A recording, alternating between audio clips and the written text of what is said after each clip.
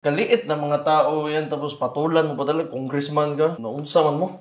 Hayaan nyo, democracy man eh. Freedom of speech. Kung nasaktan kayo, huwag kayo pumasok na sa politika. Okay, kayo nga, dami nyo sinasabi, wala man kami nagreklamo. Pero kami may sabihin sa inyo, iiyak ka agad kayo. Klase mga tao kayo. Actually, you are irrelevant. You have your own district to attend to.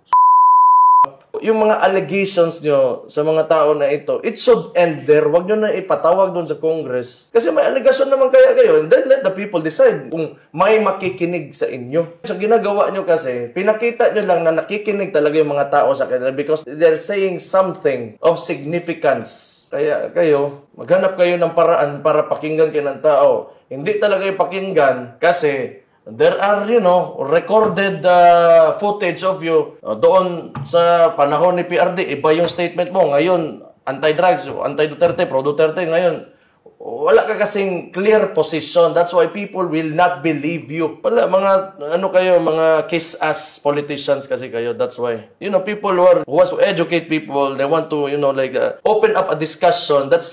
I think it's been valid ever since. Ayaw na lang kasi na hindi kayo pinapakinggan, sila pinapakinggan. Kawawa naman kayo.